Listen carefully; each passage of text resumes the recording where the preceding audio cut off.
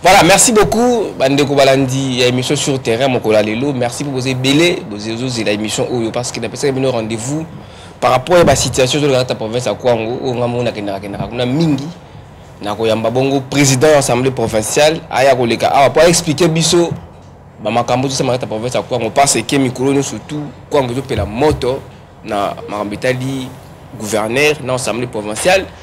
Quand on dit que la monde parce que les jeunes, les Congolais, tout, sont d'accord pour que le gouverneur de la province de Kenda.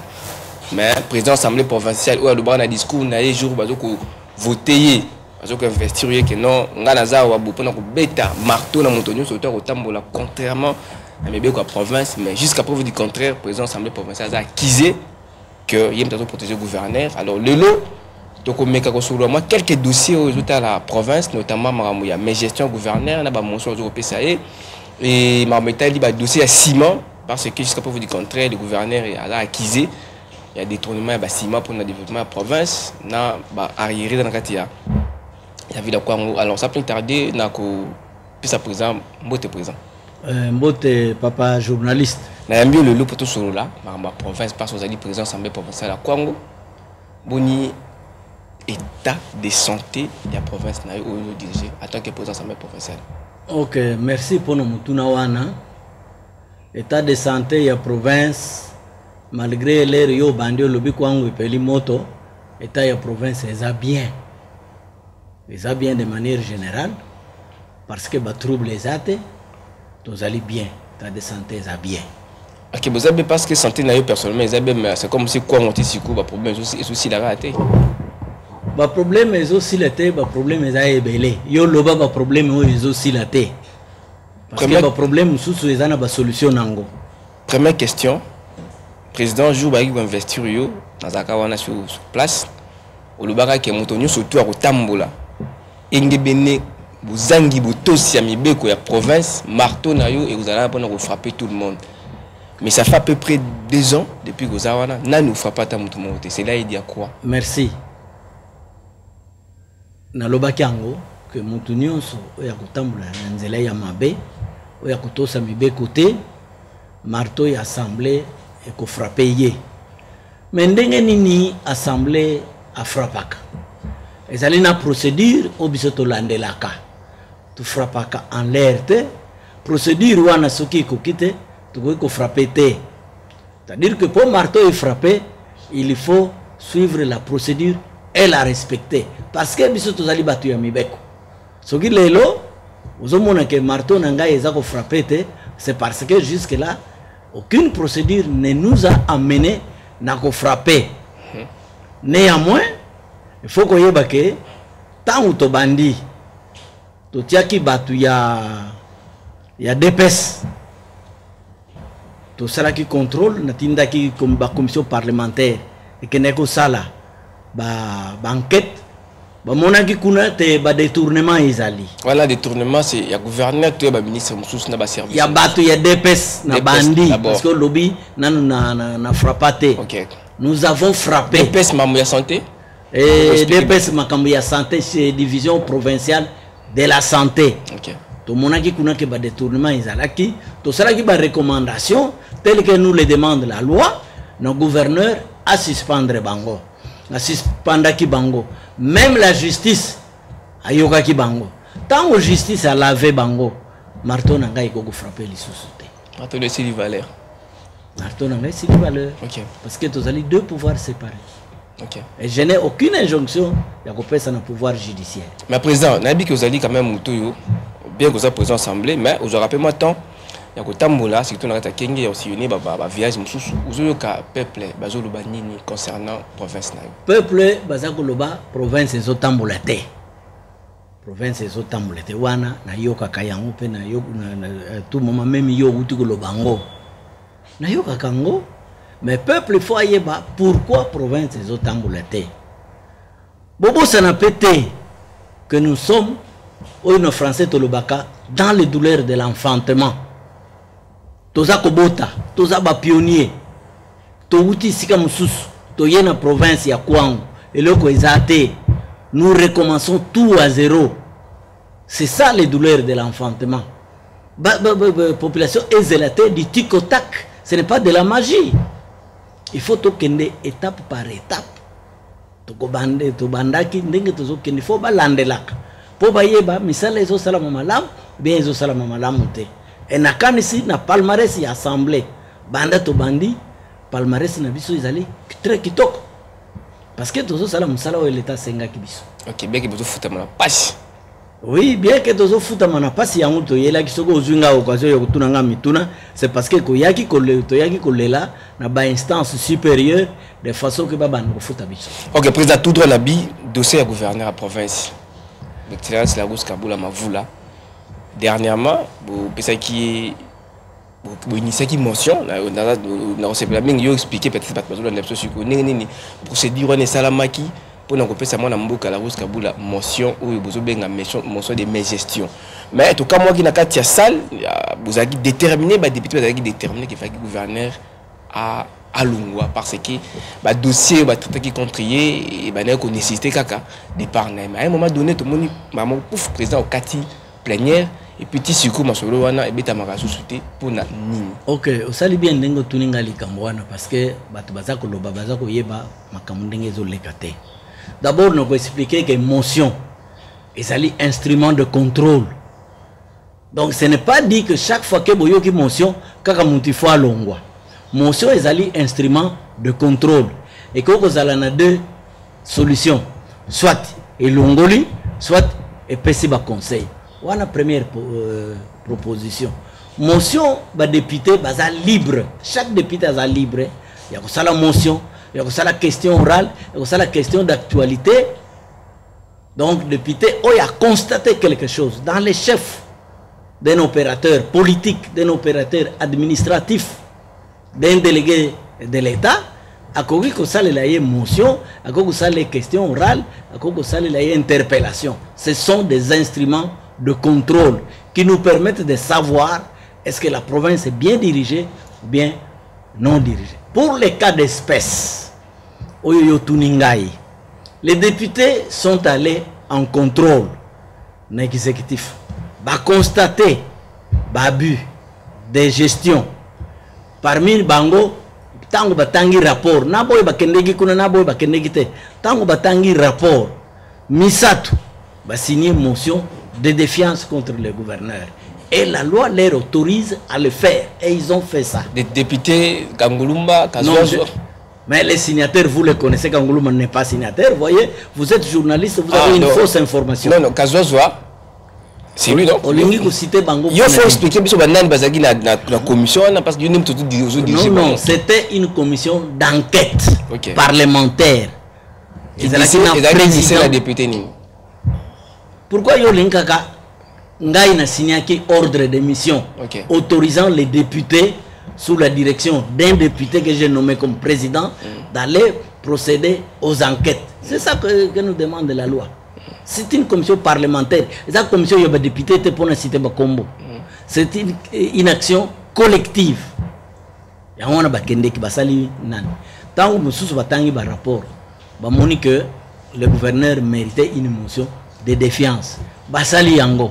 Mais la motion de défiance doit suivre la procédure légale. Plutôt vous allez ba légaliste. Donc vous allez ba tutolanda kamibeko. La procédure veut que tant que batindele un gouverneur, le gouverneur doit venir répondre dans un délai de 72 heures. Alors, ngaïna tindaki, gouverneur devrait venir répondre. Ce qui gouverneur à répondre après, ne batu basala ki motion, bako sala, bako pesa conclusion na bango.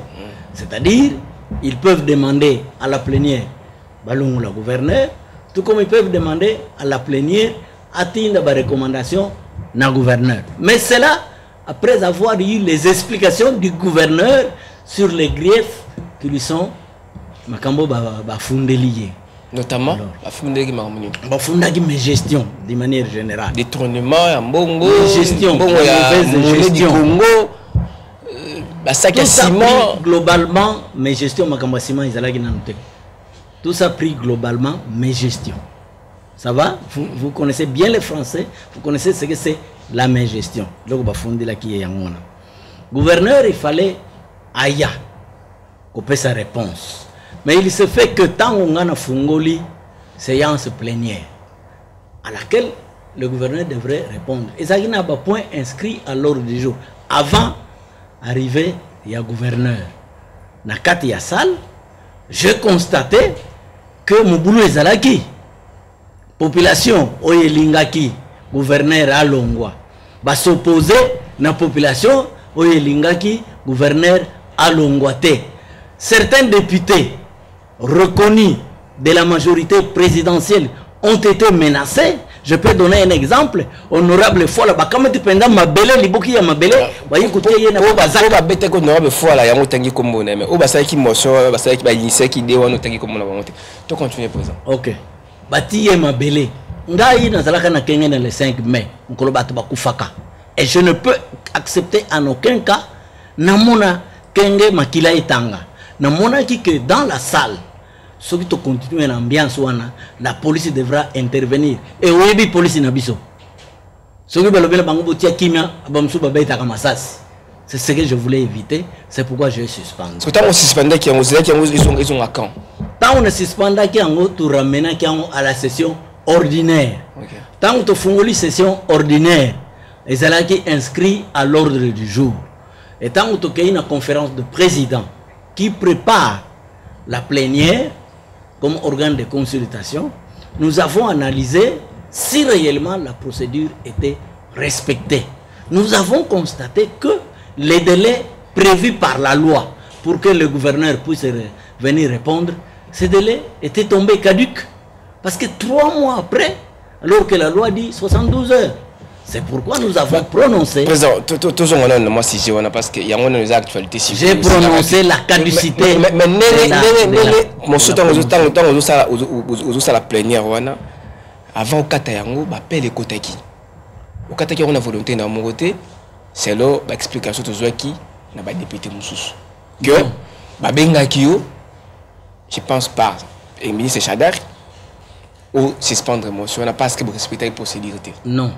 Procédure. Écoutez, et ça, le ministre Chadari ne m'a pas demandé na carte plénière wana. Le ministre Chadari m'a posé la question de savoir est-ce que la motion de défiance est inscrite dans votre règlement intérieur pour être analysée dans une séance extraordinaire. C'était ça la question, parce que nous étions en séance extraordinaire. Puisque les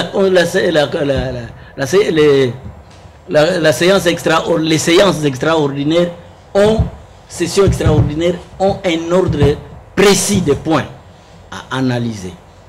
Alors, la session extraordinaire avait 2 points. Contrôle, ce que nous avons fait. Et puis, budget, il y a assemblée Nabiso. Tout cela qui a un coup de tête parce que Mikolo est kaki. Ok, président, toujours on a là-dessus. On a la bique Balobaki, ceux qui gouvernent, il y a ville. C'est Kaboula. La Rousse, avec qui mention, c'est pas ce qui est. Alinga quitté Kolongola. Parce que peut-être dans la piste de côté, vous allez payer 4 CRD. Alors, parce que Bogi Kolongola, Moko, il y a un ministre qui n'a compte à CRD pour à déshonorer qui n'a mis beaucoup à CRD. Donc, la Longola qui est, il y a un peu, il y a président de l'Assemblée provinciale, autorité morale Nabino, excellence Mousso Kodampo, c'est là qui partout de manière aussi soit. Ça, c'est un faux fouillant. C'est un faux fouillant de nos détracteurs. La motion du gouverneur Larousse n'avait rien à voir avec le problème de Mathilde. Mais à Oumisaki Kolongola Mathilde, à Oumisaki Kolongola Mathilde, il était libre en tant que gouverneur d'agir. C'est vraiment indépendamment du dossier Mathilde et du dossier motion. Ce sont nos détracteurs qui voulaient relier les deux faits alors que les faits n'ont pas de lien. Oui. Maintenant, le président vous avez la responsabilité, il y a non-développement de la province à Kwango. Parce que vous avez toléré, vous avez permettre de la province, vous avez protégé en tant que vous allez président de l'Assemblée provinciale. Dans un circuit de Makambouana, Makambouini, la province à Kwango, Oyongai, Nazali ko protéger. Dossier à ciment. Dossier à ciment. Aux ouates, aux ouates. Yoka. dossier à ciment, toyokaka d'abord le bruit. Qui ba bruit ciment moya kwango bakangi yango. To bengaka en tant que bureau, to bengaka gouverneur ayaka na bureau na biso pour expliquer biso dossier à ciment. Il nous dira ceci. Ciment tant on a qui commissaire spécial na initié qui dossier pour natinda na nani avec exonération tout importer ciment pour na kwango. Mais le ministre de l'économie à l'époque, Bahati, avait bloqué le dossier.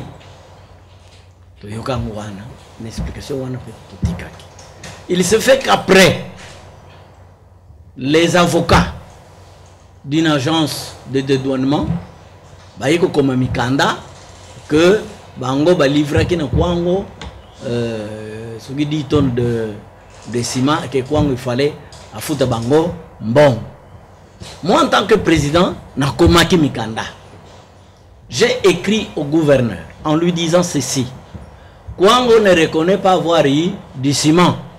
Si réellement le ciment existe et que vous l'avez importé, c'est-à-dire que vous l'avez importé à vos frais, donc le Kwango ne payera rien. C'est vous le gouverneur qui payerez parce que c'est un dossier privé. Voici ce que j'ai écrit. Ça n'a rien à voir avec la province. Mais ils ont fait privé au gouverneur. Jusqu'à preuve du contraire, le Kwango n'a pas eu du ciment. Le Kwango n'a pas eu du ciment. Ciment, tout le monde y a ngoté. Cet avocat-là qui est venu nous déposer le document ne nous a même pas rencontrés pour nous expliquer. Il demande tout simplement un dédommagement parce que l'agence Nabango est suspendue par le ministre de l'économie. Donc, ils ont fait un manque à gagner. C'est pourquoi ils demandent au Kwango de payer. Moi, j'ai dit, le Kwango ne paye pas dans ma lettre. Donc, je ne cautionne aucun mal. Si le gouverneur reconnaît avoir importé du ciment et que Kwango a monaki yangote, le Kwango ne payera pas. J'ai écrit au gouverneur pour lui dire que le Kwango ne payera aucun sou. Est-ce que ça, c'est cautionner le mal? Ok, président,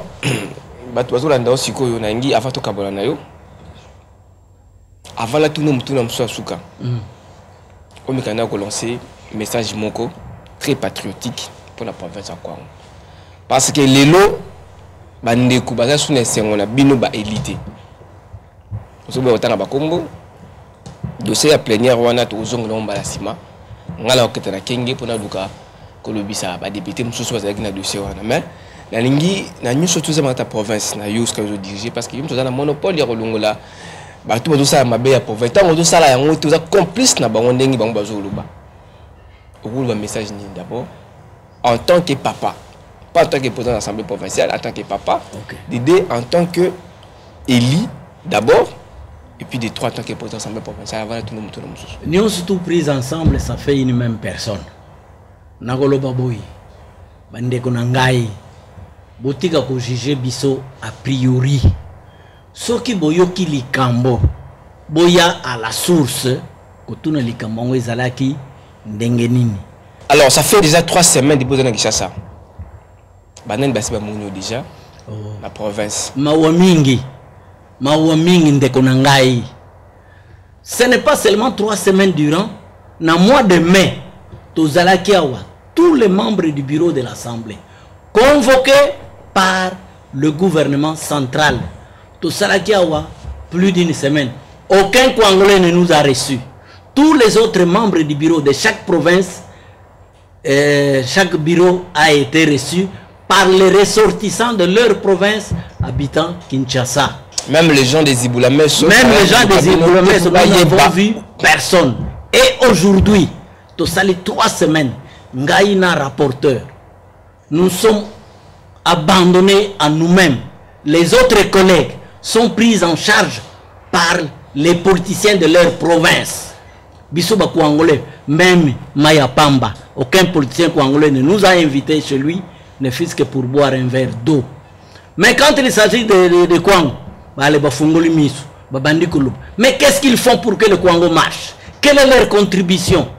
Quelle est la pierre de construction qu'ils donnent? Ce n'est que des critiques. Ce n'est que des critiques. awa tozali soki gouverneur atindeli biso 10 militaires pour tosomba carburant 10 000 francs 10 000 francs 10 000 francs oui je suis repé ça totambolaka na makolo 10 000 totambolaka na makolo na président na mais je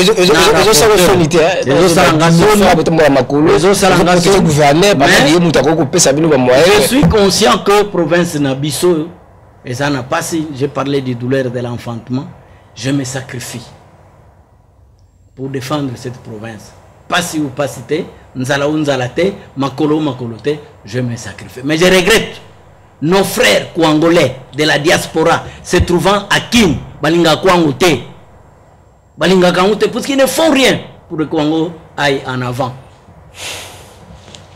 Voilà, merci. Merci. Tokomina Souka Bandeko. Merci à présent pour permettre quand même tout mais que cela. Nous bandeko Zibola Meso, bandeko nous sommes partout dans internet, dans le monde entier. On a passé un rendez-vous. Nous avons présent assemblée. Nous avons quelques étapes présent assemblée. Mais qui vous expliquer la procédure et Salamaki, il y a Marabotel gouverneur parce que c'est l'actualité. La minute où on a prophète encore, on a dit le gouverneur Bouyoki. Où la ligne à contredire, un mot président lobby. Plateau est disponible pour nous surtout. Aïe, à beaucoup de nangai. À beaucoup de nangai, ils ont des doutes. Aïe, na kenge. Bah, il a pékin au coup de nangai. Du coup, tu n'as qu'à te mon anan mouton simplement sauté. Ah, Nante. Merci, président. Merci.